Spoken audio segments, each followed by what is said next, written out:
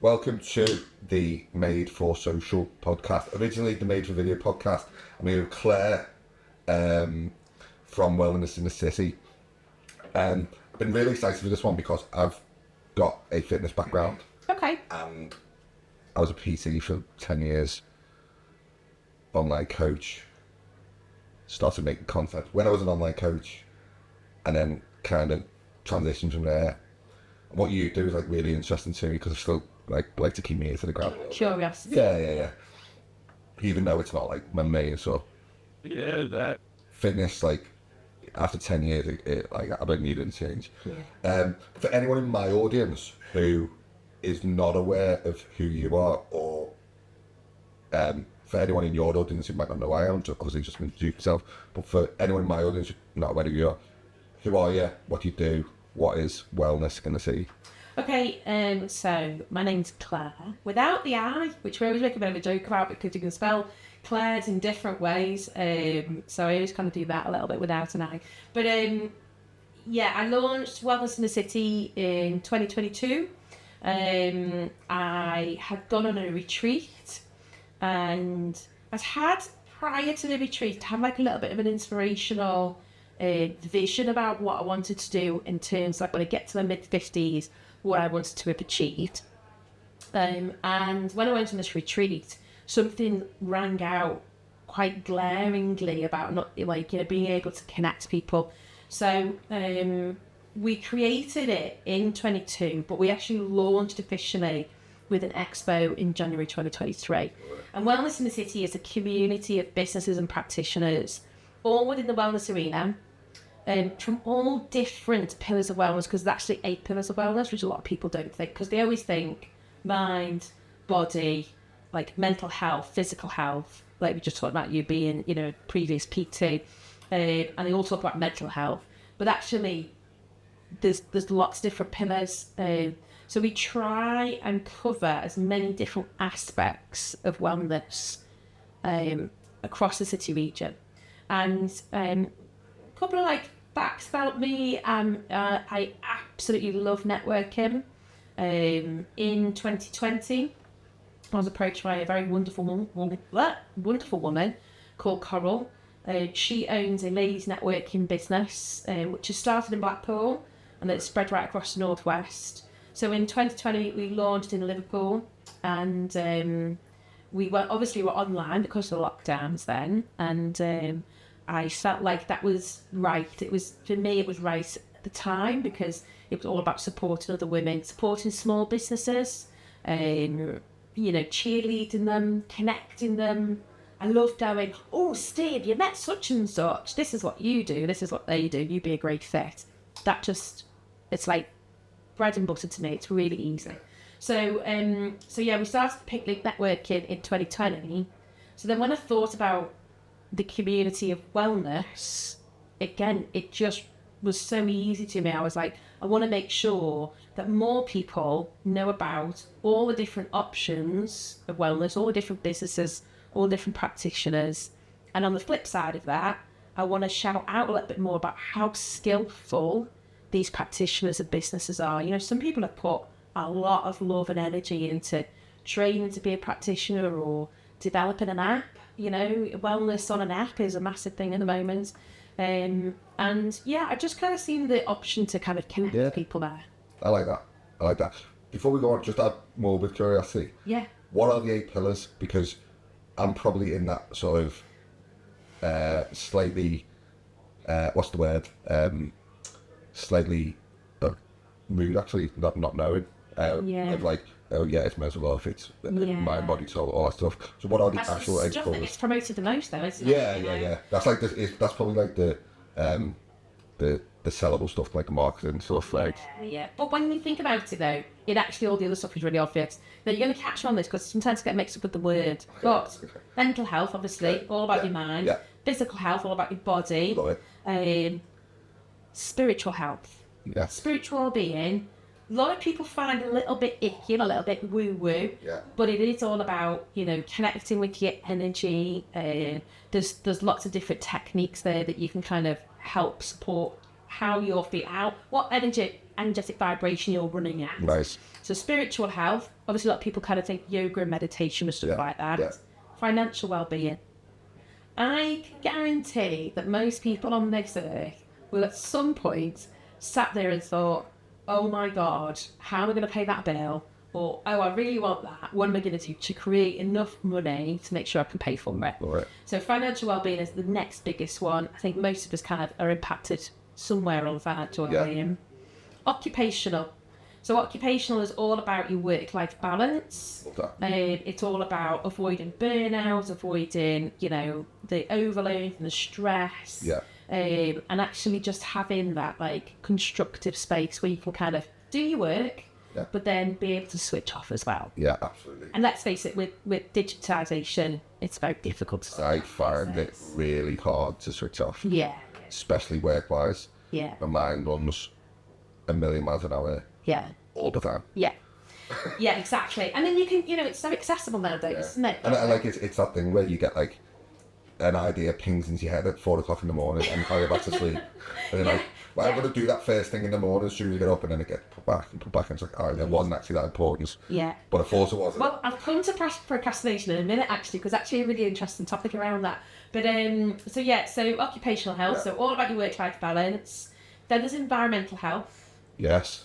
Okay. So a lot of people instantly jump to, this is what they jump to, they go, ooh, carbon footprint. Massive media pushed subject that we're all talking about. Highlights that.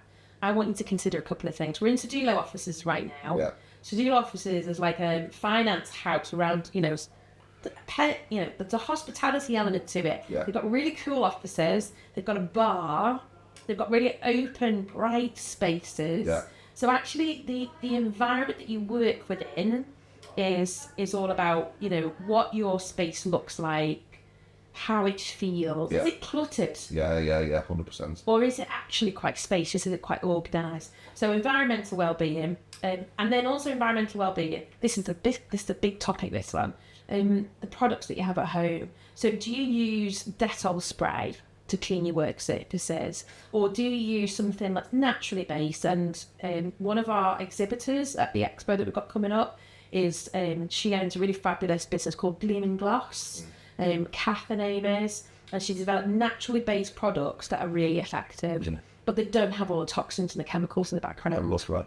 Okay, so it's things like that, or candles, like kit candles, or naturally based. You go and buy something like a Yankee candle, they're paraffin. You got your smoking paraffin within your enclosed space. Love it. So just it's those little details. 100%. So environmental was a big one for me. Where am I up to? Social. Nice. See, I told you I'd forget. So social, your social well-being is all around kind of doing what we're doing. We're doing a lot of networking, so being able to go out and meet people, being able to have spaces where you feel you can connect with others. And then I've done it because I've got so excited about all the other subjects. Do you know what? I've forgotten the 8th pillar. Do you know what? Do you know what? What you just said, though, has really got me thinking really hard about my current working life. Because I'm trained, so physical health's fine. That's kind of like habit now. I just do that. Yeah. Mental health physical health lends itself to that. So generally, all good. Environmental health, the amount of times my desk is cluttered, and the amount of times as a content creator I'm editing a video, or I'm making a piece of content, or I'm doing a graphic, or I'm doing a LinkedIn post, and I'm sitting there and everything around me, I've got washing, a big pile of washing behind me. Yeah. I've got my wardrobe, the baby's running in. I've got a 3-year-old, he's running in. I'm trying to do this and that. I'm trying to write an email, trying to send out a newsletter. And it's like that environment thing, I never even considered that. Yeah. I just totally chaotic. Yeah. Give me some food for thought there. And it's interesting because we have the resources available to us again. So I have a desk at home. Yeah.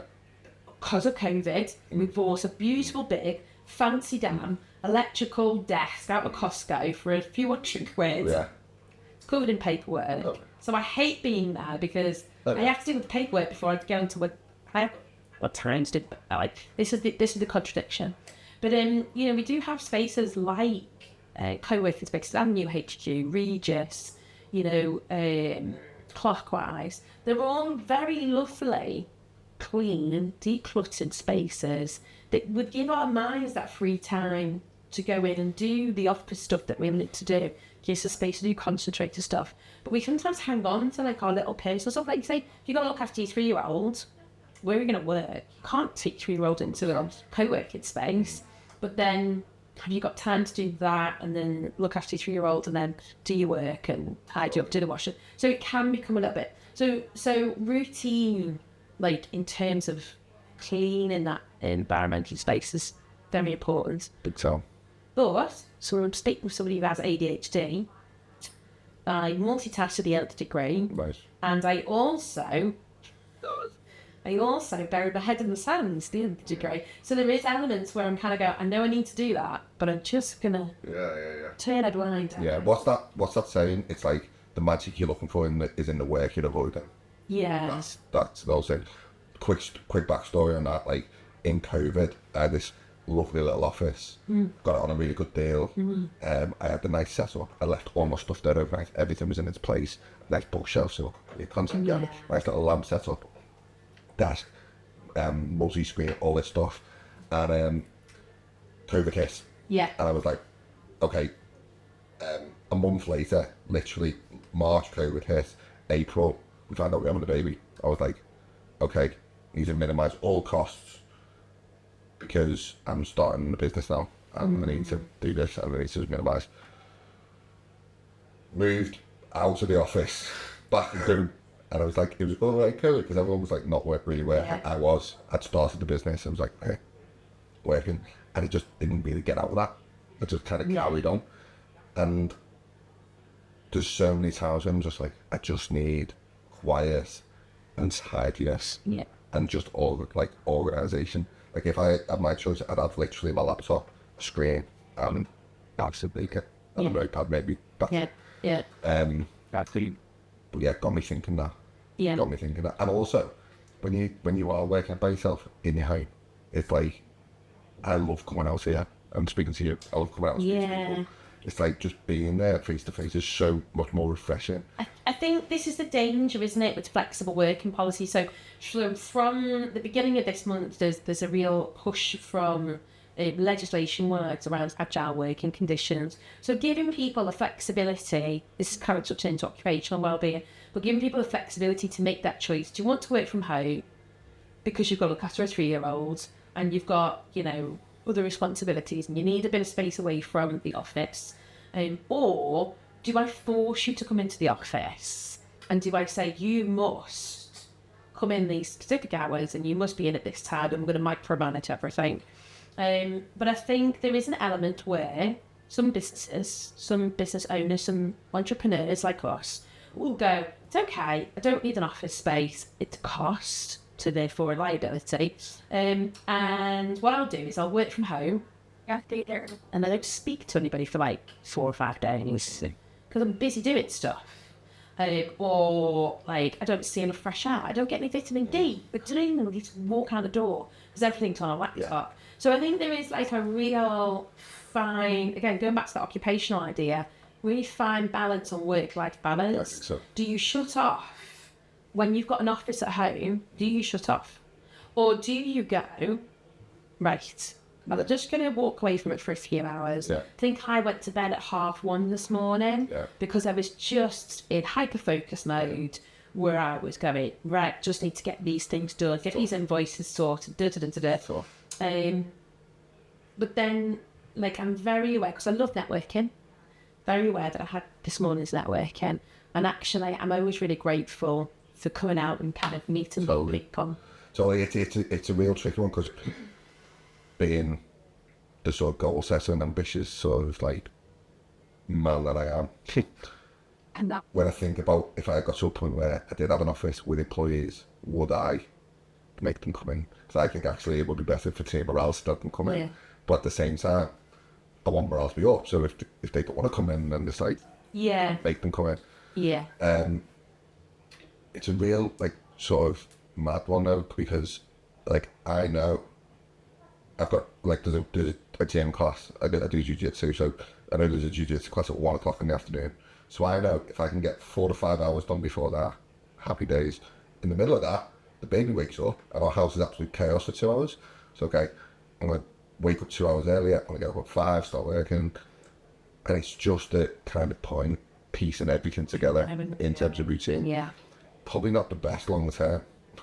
But if that works for you right now, I mean, you know, while your child's 3 years of age, it's full on. It's 100% of the time, isn't it? Once they get 5, 6, then you've got a little bit more. Yeah, we call it the trifecta. It's like, what do we do next? Do we move house? Do we get married? Or do we have another baby? And it's like, all of them cost a fortune. All of them going to be chaotic. I know which one I choose. Sometimes. Yeah. But it's one of them where, like, that's really got me thinking, actually. And the social aspect of it, 100%. Like, I'm a man who needs to be in front of people. I actually know a bit about this because I've done a, what do you call them IQ personality test where you do like a 250 odd questions. Yeah.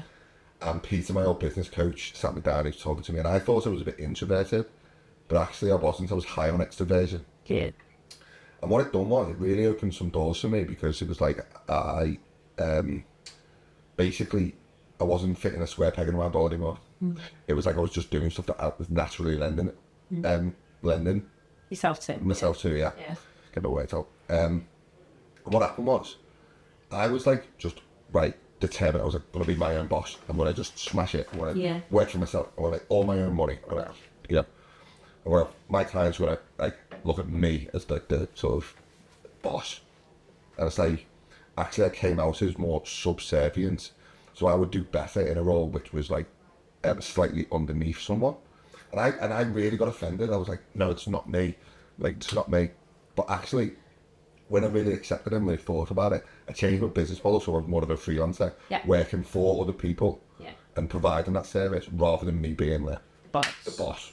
And actually, my business blew up. Right, yeah. Makes a difference, doesn't it? Makes a difference. And then just them little, like, sort of switches really sort of improved my stress levels in the business, actually. Doing stuff that actually my skill was, like, lending itself to. But also, it was like, yeah, it was just like... Well, yeah, exactly. And it's interesting, when you play to your skills, when you play to your talents, your flow is, your energy is so much better. Like if you listen to this podcast and you're kind of like, and we all have this point. I'm not going to say it's perfect. There is stresses, but if you have that moment of going, don't really want to go into work, I don't really like where I work, what I do, etc., etc. Your vibrational energy, your somatic, is down here. So you're not going to get the best out of it, because, you know, if you're doing a job and you're right, you know, you've got maybe a boss who's a little bit too, you know, micromanagement, or you've got something that you're just not enjoying, it's massive in how that resonates right throughout your life. Where is, if you understand yourself a little bit and you kind of go, this is my skill set, what can I do around my personality? What lights me up? What kind of gives me... one of our business mentors called it the ready bread glow, right? I call it like a purple fizzy pop. But like, what gives you that, like, woo? Like, you're going to have lots of those moments. Then, as we discussed earlier, you're going to have those moments where you're absolutely rock bottom going, feel like I'm about to make against spring wall. Doesn't matter whether you're employed, whether you're a manager, whether you're a CEO, whether you're an entrepreneur like we are. Like, you will have these moments, whatever. But if you're doing something that's good to your skill set, your energy's different, your vibration's different, the people you attract around you is different. Like, and I think, you know, that's just spiritual woo-woo stuff, but it absolutely makes, like, scientific sense. I love that. That's amazing. So if you're not vibrating at that, then you need to kind of go, right, let's take a step back and reevaluate. I sorry, I'm kind of dominating this little bit of it, but I didn't know I had ADHD. Yeah. It was just labelled as the naughty wild child when I was a kid. Like, I've got 3 brothers, and each of us had a little moment, but like, I was the it's my goodness. Crazy one. And, you know, struggled in school, struggled in exams, all of that jazz. Mortally depressed at periods, right from teenage years, like highest of highs, lowest of lows. And I could never understand what was going on in my life. And if I roll all the way back to 2017, I'd lost my dad. I was under enormous stress looking after my mum who had dementia. She had quite advanced dementia at that point, but she really fell off a cliff after my dad died. And so we've gone through a very traumatic year. I went on a retreat to Marrakesh, and I already knew these ladies, so this is why I went on the retreat. And they introduced me to something called genetic blueprinting. And again, this is a bit woo-woo for some people, but it is scientific evidence because it's all down to physics. If the time you were born, where you were born, like the date you were born, your genetic makeup, all of that comes into things. A lot of people call it human design. And they said, these are your strong skills. This is your sole purpose. This is what you should be resonating at. These are the things that you should avoid doing. And I kind of went, I'm doing all of that. I'm doing all the detail. I'm doing all of the trying to please people. I'm doing all of the stuff that I don't really enjoy doing.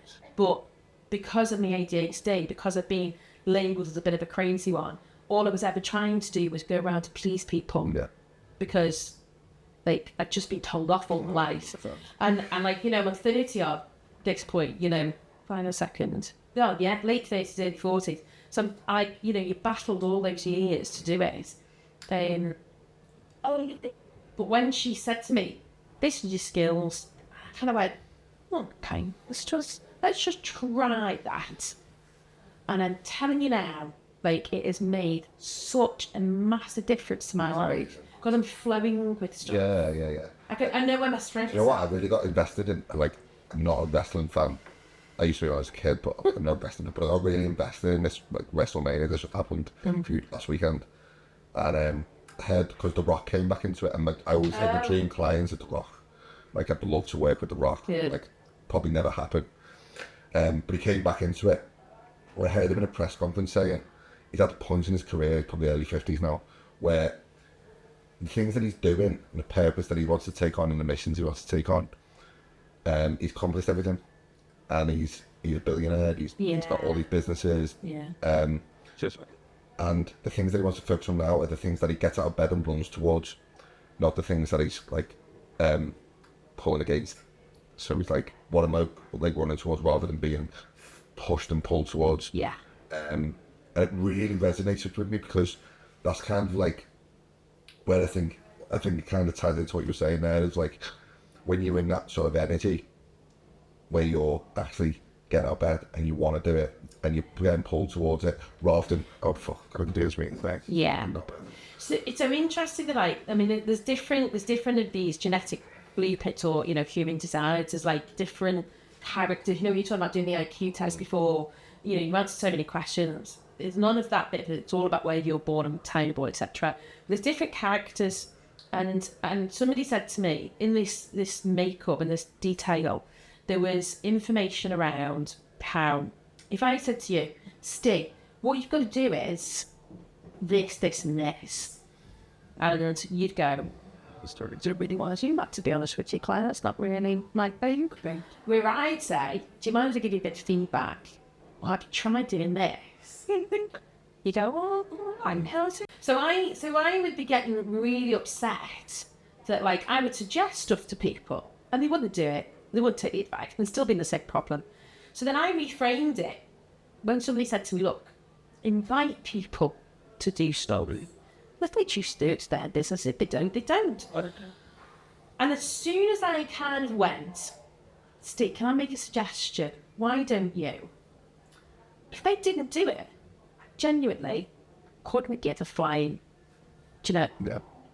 But also, because I was doing it from here, as opposed to my head, it was meant more that people would go, oh, do you know what, Claire, that's a really good idea, that.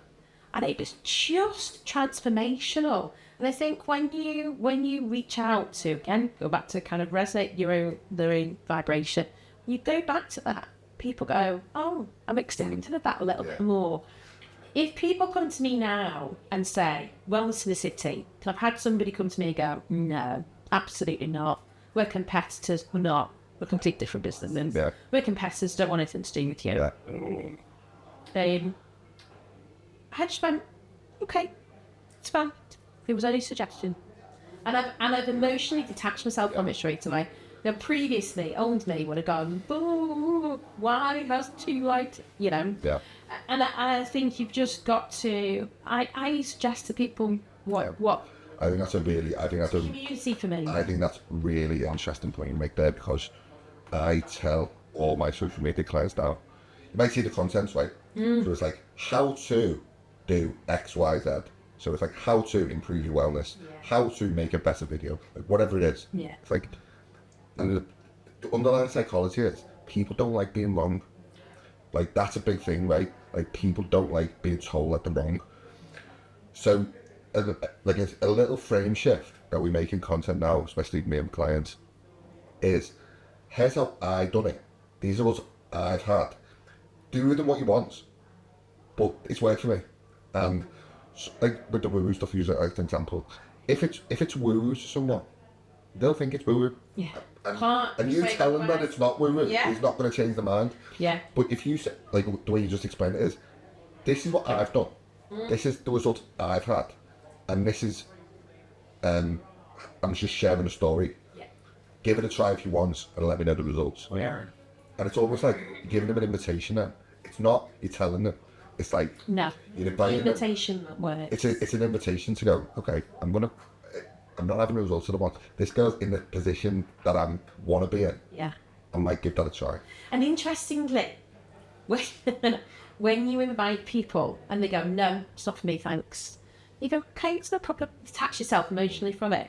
Interestingly, you'll watch. They will be watching you and listening to you. Not necessarily engaging, but like they'll be sitting on the sidelines going, so I'll learn that or try that. And like the amount of times that's happened to me, people have come back and they've gone afterwards, oh, Claire, I thought I'd try that. I've seen you do, oh, it's fantastic. And they'll bring up subjects that I didn't even know. Like it's fell out of my mind. And they'll go, well, you talked about this or you did this, and I'd be like, this is resonating so hard, isn't it?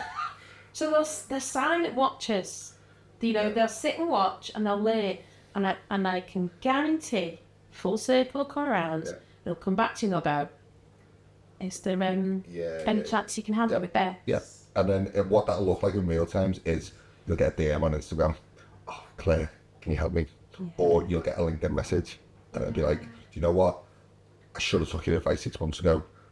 Kind of my tail's between my legs. Can you help me? Yeah. Okay. That's fine. Like, you don't judge me. Like, I've done it so many times where I've watched content for so long, and I've watched it, and I've watched it, and watched it. Networking is a good example. Yeah. Go networking. Yeah. In Liverpool. I probably watched Mark's content for probably 6 months before I actually went. Engaged in it. yeah. I was like, who's this guy walking around with his top off? You won't mind me saying this. No. Who's this guy walking around with food, everyone. And then finally I was like, oh, I'll go. And I'll just see what it's about. But what everyone's got to remember, I mean, this is not necessarily wellness, but everything is divine timing. It's not a religious thing. So like at that moment, that date, at that point in your life, there's exactly the right moment for you to be there at that point. It was never going to happen before. It was never going to happen later. It was exactly at that point that, you know, you see people, don't you, these catastrophic disasters around the world, and somebody has stepped out of the way just in time of, you know, potential car accident. Like, everything is perfectly timed. So I think when I go around and I'm kind of, you know, really banging the drum about wellness, I do genuinely believe that, like, now's the time to be banging the drum. We've been talking about mental health. It's very well publicised. You know, even the royals, the royal family have got gegged in on, like, you know, got to be about mental well-being, all the rest of it. But all of that, for me, is banging the drum at the right time, for whatever reason. Lots of people have said to me about going to Manchester to kind of taking wellness in the city to there because they're much more receptive. I agree. something that, you know, I want to take, you know, to other places. That's why I trademarked it as a city. So I want to go to Manchester, I want to go to Birmingham, I want to go to Newcastle, because I do believe within that 30-mile radius, you will find absolute gems who can empower you mentally, can help you improve your physical well-being or whatever. But I love my city. Yeah. A lot of people go, you're not a Scouser, because I've got a little bit of a woolly accent every now and again. I lived in Runcorn for a few, most of the years. Where were you originally from? So originally, I was born in Liverpool, moved to Runcorn, we were in Runcorn from a young age, and then I worked in Warrington for like a number of years. So every now and again, my wool accent comes out, sort of like that.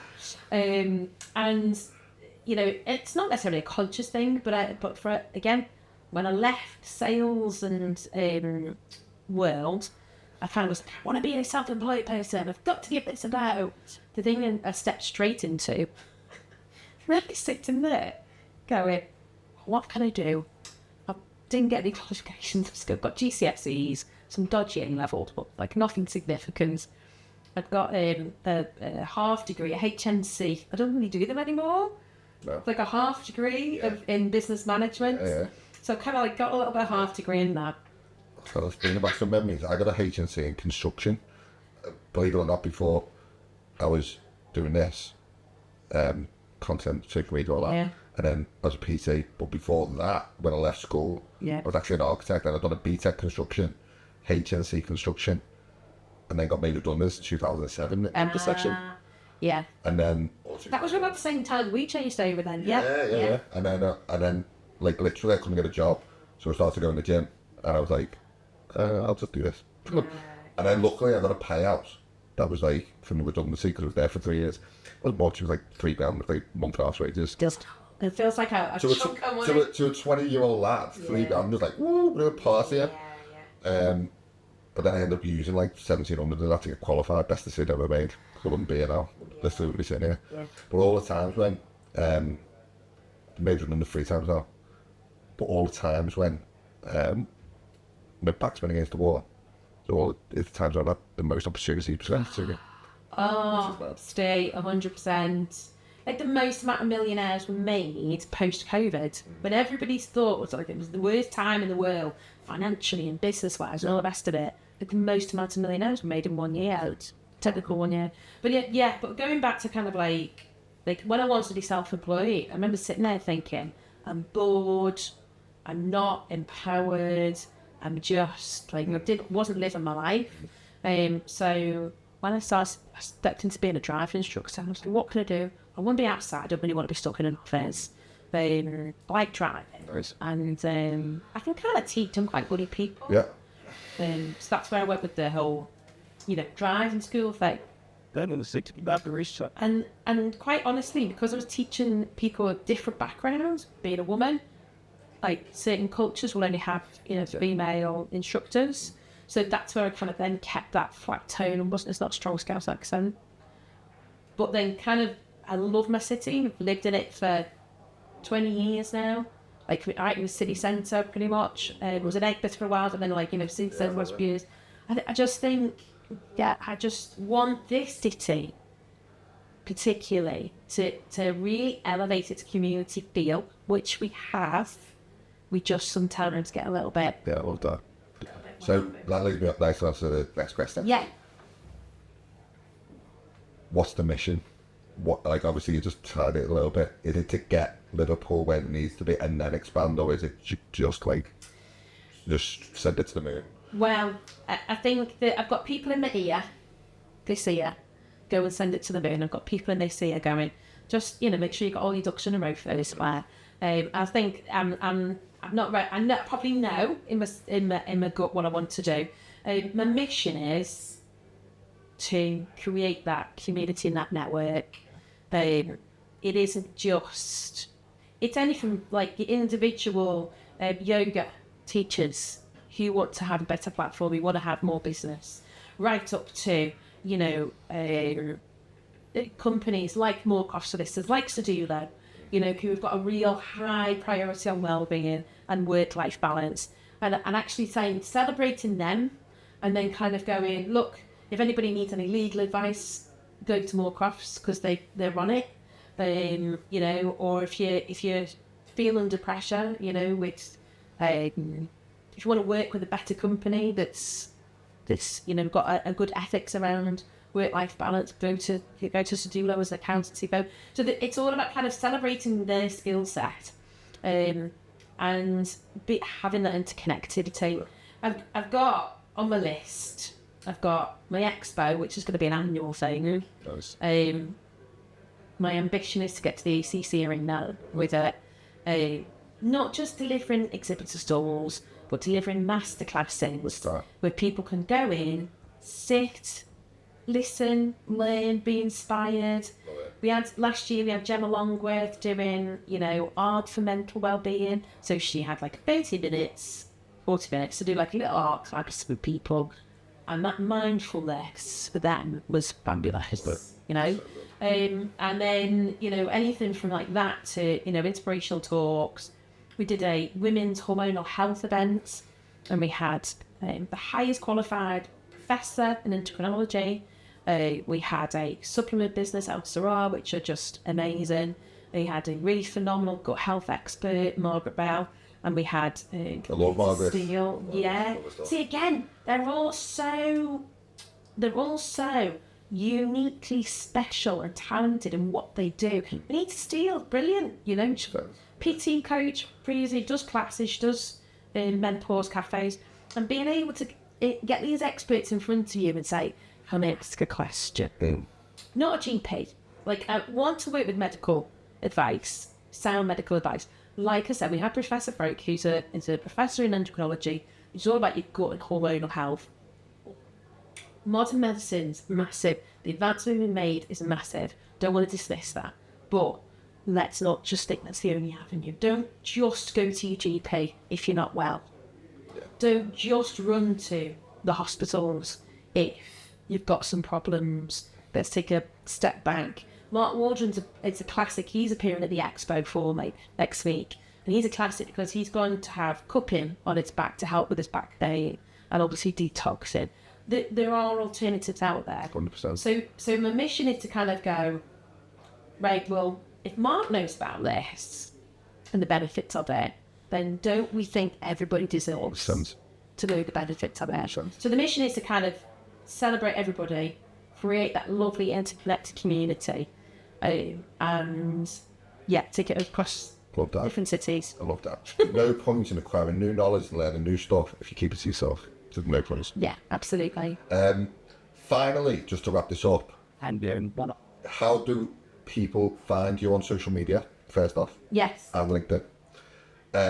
And secondly, how do people get involved with the expo? Okay, so I've got a pretty unique name, Wellness in the City. So if you actually Google any of that, you know, kind of my website comes up. If you go on Instagram, I'm Wellness in the City, or one word, 24, obviously the year that we're in. I don't have any underscores or any of that faff. It is just straight Wellness in the City. Same with LinkedIn, you can connect with me, and obviously there is a Wellness in the City page. Clare with no I. It's Clare Ellis, and then across Facebook as well. If you want to come to the expo, tickets are available on Eventbrite. Love it. Tickets are available on our website. I am doing lots of social media promotion at the moment, and you can kind of, you know, I'm putting the links in all of them. But if you can't find any of that, turn up to the Hilton, Friday the 19th. We're there from 10 a.m. till 4 p.m. You can come in, pay on the door, attend the masterclasses. You get a goodie bag with some merch in it. We've got brilliant networking with Joel Dellen and our rituals. Our rituals is part of our wellness networking. Oh my God. Yeah, and we did one here again to do offices, didn't we? Yeah. We've done one at the Novotel Paddington Village Hotel. And that's just about kind of just bringing wellness to the forefront of people's minds. I'm going to put all the links around this video, Great. whatever it is. Yeah. Well, Friday the 19th, Liverpool Hilton Hotel. Yeah. Liverpool 1. Yeah, I'll put all the links to Instagram, LinkedIn, Thank you. Eventbrite. I'll put all the links around the video. Thanks so much for giving me your time. Thanks, Dave. Really appreciate it, and I can't wait to get this out. I'll get this out as soon as possible. Thanks, mate. Cool.